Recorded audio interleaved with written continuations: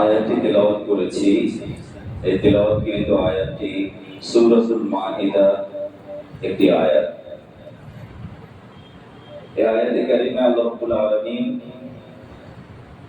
মুমিনদেরকে লক্ষ্য করে বলেন, ইয়া আইয়ুহাল্লাযীনা আমানু, হে বিশ্বাসীগণ, ইন্নামাল খামরু ওয়াল মাইসিরু ওয়াল আনসাবু ওয়াল আজলাম, নিশ্চয়ই মদ, ওয়াল মাইসির জুয়া, ওয়াল আনসাব মূর্তি পূজা, ওয়াল আজলাম এবং লটারি, রিজিসুন এটা অপবিত্র কাজ, মিন আমালি শাইতান এই কাজগুলো শয়তানের কাজ। ফাজতানিবু লাআল্লাকুম তুফলিহুন, অতএব তোমরা এর থেকে বেঁচে থাকো যাতে তোমরা সফলকাম হতে পারো।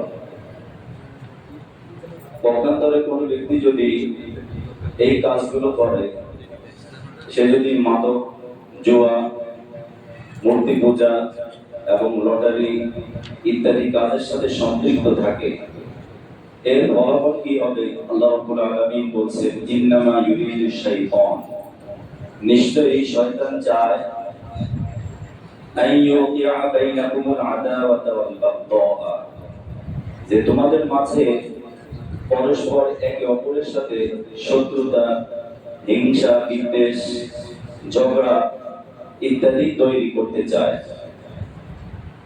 কিসের মাধ্যমে? এই মাদকের মাধ্যমে, জুয়ার মাধ্যমে, মূর্তি পূজার মাধ্যমে এবং লটারি ইত্যাদি যেগুলো বর্ধিত কাজ, এগুলোর মাধ্যমে শয়তান চায় তোমাদের পরস্পর একে অপরের সাথে দ্বন্দ্ব লাগিয়ে দিতে। ওয়ায়াসুদ্দাকুম আন যিকরিল্লাহ, দ্বিতীয়ত শয়তান চায় তোমাদেরকে আল্লাহর জিকির থেকে বাধা দিতে। এই কাজের সাথে যারা সম্পৃক্ত হয় তারা আল্লাহর স্মরণ থেকে গাফিল হয়, সকল প্রকার ভালো কাজ থেকে তারা দূরে সরে যায়। আর শয়তানের আশা এটাই, সে এটাই আল্লাহর কাছে আশা করে, নিজেও আশা করে যে মানুষ যেন মাদকাসক্ত হয়, সে যেন জুয়া খেলে, সে যেন লটারির সাথে সম্পৃক্ত থাকে, তাহলে সে আল্লাহর জিকির থেকে দূরে থাকবে, নামাজ থেকে দূরে থাকবে, বিভিন্ন ইবাদত থেকে তাকে দূরে রাখা যাবে। ফলে শয়তান সাকসেস হবে এবং সফল হবে, আর যে ব্যক্তি এর সাথে সম্পৃক্ত থাকবে সে ধ্বংস হয়ে যাবে, সে আস্তে আস্তে নিঃশেষ হয়ে যাবে। ঠিক কিনা বল? এই আয়াতে কারিমে আল্লাহ রাব্বুল আলামিন চারটি বিষয়কে অত্যন্ত অপবিত্র বলে ঘোষণা দিয়েছেন। এক নম্বর হলো খমর। খমরুন শব্দের শাব্দিক অর্থই হলো পর্দা বা আবরণ, যার বাংলা অর্থ আমরা সবাই জানি মদ বা মাদক। এই মদ বা মাদক এখন আমাদের সমাজে, আমাদের দেশে, বিশ্বব্যাপী কিভাবে ছড়িয়েছে এটা আমরা সবাই কম বেশি জানি। এই খমরকে 1400 বছর আগে আল্লাহ রাব্বুল আলামিন পবিত্র কোরআনে এই শব্দটি ব্যবহার করেছেন, ইন্নামাল খামরু। তো খমরুন শব্দের শাব্দিক অর্থ যদি আবরণ হয়, তখন এর ব্যাখ্যাকারক আমাদের প্রিয় নবী জনাব রাসূলুল্লাহ সাল্লাল্লাহু আলাইহি ওয়াসাল্লাম কোরআনের প্রথম তাফসীরকার তিনি। আল্লাহ রাব্বুল আলামিন কোরআনে যা বলেছেন এর হুবহু ব্যাখ্যা, বিশ্লেষণ এবং তাফসীর করেছেন আমাদের প্রিয় নবী জনাব রাসূলুল্লাহ সাল্লাল্লাহু আলাইহি ওয়াসাল্লাম। তিনি বলেন, মা ইউখাম্মিরুল আকল, খমর বলা হয় যেটা মানুষের মস্তিষ্ককে বিকৃত করে দেয়, মস্তিষ্কের উপরে আবরণ সৃষ্টি করে দেয়, মানুষের স্বাভাবিক জ্ঞানকে বিলুপ্ত করে দেয়, স্বাভাবিক কথাবার্তা সে আর বলতে পারে না, একটা অন্যরকম অনুভূতি বা অন্যরকম একটা অনুভব তার ভিতরে জাগ্রত হয়। আকল যেখানে বিকৃত হয় অথবা আকলের উপরে একটা আবরণ পড়ে যায়, যেই জিনিসের দ্বারা, যে বস্তুর দ্বারা অথবা যেই পানীয় পান করার দ্বারা, যে বস্তু সামগ্রী গ্রহণ করার দ্বারা, সেটা চাই মুখের মাধ্যমে হোক অথবা শরীরের কুশিকের মাধ্যমে হোক, যেভাবেই হোক না কেন, এটা গ্রহণ করার পরে যখন কোনো মানুষের স্বাভাবিক জ্ঞান শূন্য হয়ে যাবে অথবা জ্ঞানের ভিতরে আবরণ পড়ে যাবে, আমাদের প্রিয় নবী জনাব রাসূলুল্লাহ সাল্লাল্লাহু আলাইহি ওয়াসাল্লাম বলেছেন, কিয়ামত পর্যন্ত এই বস্তু সামগ্রী যেই নামেই আসুক না কেন, চাই সেটা মদ নামে আসুক অথবা হিরোইন, গাঁজা, আফিম, এসিড অথবা যে কোনো নামেই আসুক না কেন, এটাই কিয়ামত পর্যন্ত সারা বিশ্বের সব মানুষের জন্য আল্লাহ রাব্বুল আলামিন নিষিদ্ধ ঘোষণা করেছেন, হারাম ঘোষণা করেছেন। এজন্য আল্লাহ রাসূল সাল্লাল্লাহু আলাইহি ওয়াসাল্লাম বলেছেন, কুল্লু মুসকিরিন হারাম, প্রত্যেক নেশাদার দ্রব্য এটা কি হারাম। মুসকির বলা হয় যেটা নেশা তৈরি করে, যেটার ভিতরে একটা অনুভূতি জাগ্রত করে। স্বাভাবিক হিতাহিত জ্ঞান যেটা আছে, স্বাভাবিক জ্ঞান, এই জ্ঞানকে কিছু সময়ের জন্য ওই বস্তুটা লোপ করে দেয় বা এই জ্ঞানের উপরে আবরণ সৃষ্টি করে দেয়, সেই বস্তুটাই মানব জাতির জন্য হারাম। বর্তমান সারা বিশ্বে পরিসংখ্যান অনুযায়ী, বিশেষ করে যেটা ওয়ার্ল্ড হেলথ অর্গানাইজেশন, যেটাকে আমরা WHO বলি, তাদের পরিসংখ্যান অনুযায়ী সারা বিশ্বে 33 কোটিরও বেশি মানুষ মাদকাসক্ত। কয় কোটি? 33 কোটি। তাহলে সংখ্যাটা কম না বেশি?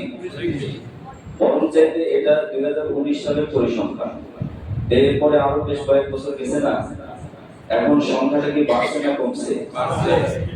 আরো গাণিতিক হারে, এরকম 2 × 2 3 × 6, এই গাণিতিক হারে এর সংখ্যাটা বাড়তেছে। তো বাংলাদেশের অবস্থা কি? বাংলাদেশে যে সমস্ত মাদকাসক্ত নিরাময় কেন্দ্র আছে বা চিকিৎসা যেখানে হয়, এই চিকিৎসা ক্ষেত্রে একটা পরিসংখ্যান করেছেন, কি পরিমাণ মানুষ, কি পরিমাণ তরুণ যুব শক্তি বা মানুষ এই মাদকাসক্ত নিরাময় কেন্দ্রে চিকিৎসা নিতে আসে। এর উপরে পরিসংখ্যান করে তারা বলেছেন, প্রায় 1 কোটির কাছাকাছি মানুষ বাংলাদেশে বর্তমান মাদকাসক্ত। এটা কম না বেশি? এটা কি আমাদের ভাবার বিষয় নাকি ভাবার বিষয় নয়? এটা কি চিন্তার বিষয় কি না বলেন? এখন আমরা যদি মনে করি যে আমি তো এটা গ্রহণ করি না, আমি তো ভালো আছি, আমরা মনে করতে পারি যে আমি ভালো আছি, আল্লাহ রাব্বুল আলামিন আমাকে ভালো থাকার জন্য মঞ্জুর করেছেন, এজন্য বলি আলহামদুলিল্লাহ। কিন্তু এর আসক্তি বা এর সাথে সম্পৃক্ত হওয়ার যে উপকরণগুলো আমাদের দেশে, বিশেষ করে এই রাজধানী ঢাকা শহরে যেই পরিমাণ এর প্রাপ্তি বা এর পাওয়া যায়, যতটা সহজলভ্য, যার কারণে আমাদের সন্তান, আমাদের ভাই ব্রাদার, আমাদের ভাই বোন, শিক্ষাঙ্গন তথা প্রত্যেকটা জায়গায় এর যে একবারে সহজ প্রাপ্তির কারণে এত পরিমাণ আসক্তি হচ্ছে, এত পরিমাণ এর সাথে সম্পৃক্ত হচ্ছে, যেটা বাড়তে বাড়তে এক সময় দেখা যাবে যেই তরুণ যুব সমাজ এই দেশকে নেতৃত্ব দিবে, এই দেশ পরিচালনা করবে, দেশের শান্তি শৃঙ্খলা আনবে, তারাই যদি মাদকাসক্ত হয়, তাহলে দেশের অবস্থা কি 12টা বাজবে নাকি বাজবে না বলেন? এজন্য মুহতারাম হাজিরিন, আজকে এই বিষয়ে আমরা আলোচনায় কেন আনছি? সারা বিশ্বে যেমন উদ্বিগ্ন, আমরাও আমাদের অবস্থান থেকে আমরা চরম উৎকণ্ঠিত, উদ্বিগ্ন এবং চরমভাবে আমরা চিন্তিত যে এর নিরাময় আমাদের কিভাবে করতে হবে। তো নিরাময়ের আলোচনা ইনশাআল্লাহ আমরা সামনে করব।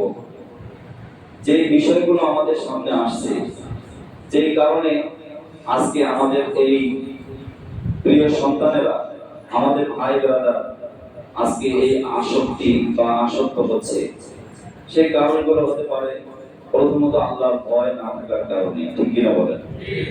আজকে আমি আমার সন্তানকে আল্লাহর ভয় দেখাতে পারছি না, তাকে সেই শিক্ষায় শিক্ষিত করতে পারছি না, তাকে আমি শৈশবে এবং প্রারম্ভিক শিক্ষা যেটা প্রাথমিক শিক্ষা, সেই শিক্ষায় আমি তাকে তার মস্তিষ্কে আল্লাহর ভয় আনতে পারছি না। এটা এক নম্বর কারণ। দ্বিতীয় কারণ হলো পারিবারিক সমস্যা। পরিবার থেকে অনেকেই মাতা পিতার কারণে সন্তান আজকে আসক্ত হচ্ছে, ঠিক না বলে?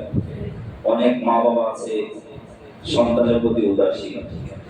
সন্তানকে আল্লাহ রাব্বুল আলামিন যেভাবে লালন পালন করার একটা নির্দেশিকা দিয়েছে, সেই লালন পালনের নির্দেশ থেকে আমরা দূরে সরে সন্তানকে আমরা আমার প্রতিবেশীর সাথে, আমার বন্ধুর সাথে, আমার আপনজনের সাথে পাল্লা দিয়ে তাকে আমি উচ্চ থেকে আরো উচ্চতর শিক্ষায় শিক্ষিত করার জন্য প্রতিযোগিতায় নেমেছি। কিন্তু একবারও ভাবি না এই সন্তানকে আমি প্রাথমিক, মাধ্যমিক, উচ্চ মাধ্যমিক, বিশ্ববিদ্যালয় থেকে শুরু করে সর্বোচ্চ শিক্ষায় শিক্ষিত করব, কিন্তু এই সন্তানকে আসলে একজন মানবিক মূল্যবোধ সম্পন্ন, মোরালিটি সম্পন্ন, একজন নীতি নৈতিকতা সম্পন্ন মানুষ হিসাবে সে কি গড়ে উঠবে?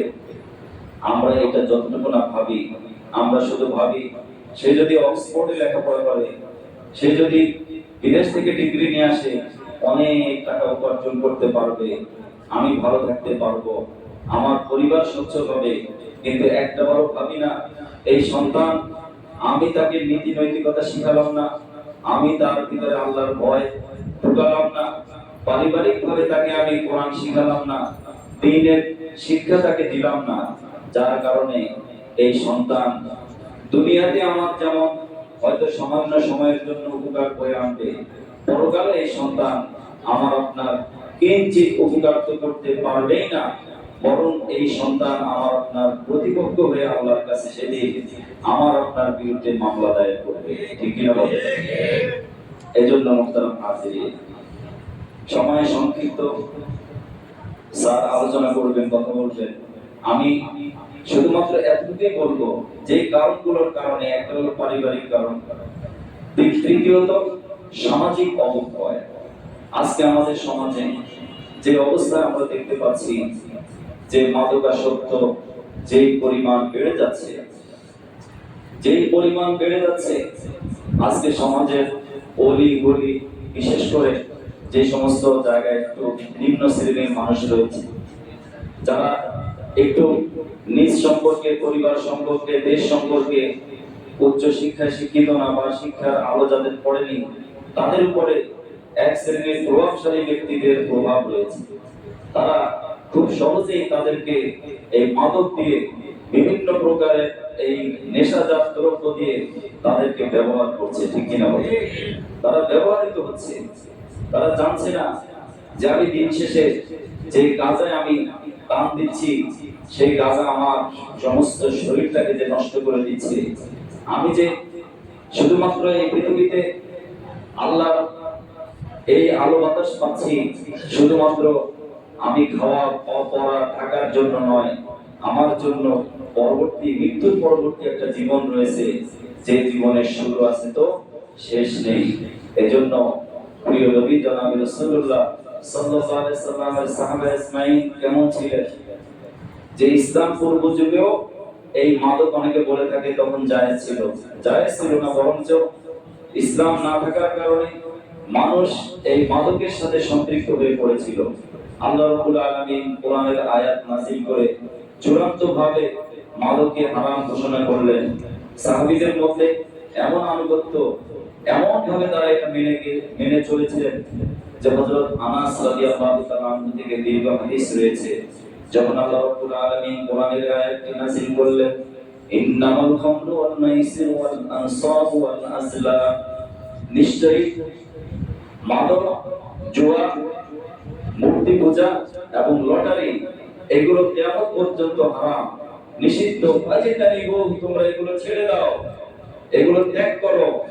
সাহাবা ইসমাঈল শুনতে দেরি, সঙ্গে সঙ্গে মদিনাতে যখন আয়াতটি নাযিল হলো, হযরত আনাস রাদিয়াল্লাহু তাআলা আনহু বলেন, মদিনার অলি গলি যত নালা ছিল, যত ড্রেন ছিল, ড্রেনগুলো, নালাগুলো এইভাবে মাদক দিয়ে একেবারে নদীর মাদকের নহরে পরিণত হয়েছে। যার বাড়িতে যা জমা ছিল, গ্রামে ছিল, ঘরে ছিল, বোতলে ছিল, যেখানে যা ছিল, এক মুহূর্তের মধ্যে সমস্ত সাহাবা আজমাইন নবীজির এই আদেশ পাওয়া মাত্রই, আল্লাহর এই নির্দেশ পাওয়া মাত্রই তারা ছেড়ে দিয়েছেন। জোরে বলুন সুবহানাল্লাহ।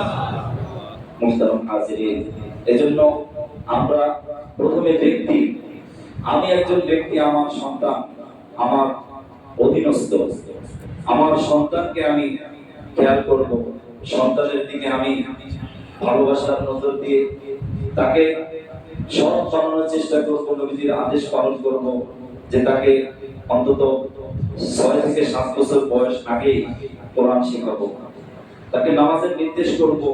10 বছর বয়স পর্যন্ত যদি সে নামাজে না আসে, প্রয়োজনে নবীজি বলেছেন আদবের জন্য, শিষ্টাচারের জন্য প্রয়োজনে তাকে হালকা প্রহার করে হলেও তাকে নামাজে অভ্যস্ত করব। তো নামাজে যদি বাড়াতে পারি, আল্লাহ রাব্বুল আলামিন পবিত্র কোরআনে বলেছেন ইন্নাস সালাতা তানহা আনিল ফাহশাই ওয়াল মুনকার, নামাজ মানুষকে সকল প্রকার অশ্লীল এবং অপছন্দনীয় যত প্রকার গর্হিত কাজ রয়েছে, যত নিষিদ্ধ কাজ রয়েছে, নামাজই একমাত্র পারে এটা একেবারে মানুষের সামনে ইন্টারগার্ডার হয়ে, অর্থাৎ মানুষের সামনে প্রতিবন্ধক হয়ে নামাজ একমাত্র দাঁড়াতে পারে। এজন্য আমার সন্তানকে সবার আগে নামাজি বানানোর চেষ্টা করব। পরবর্তীতে আমরা আলোচনা করব ইনশাআল্লাহ।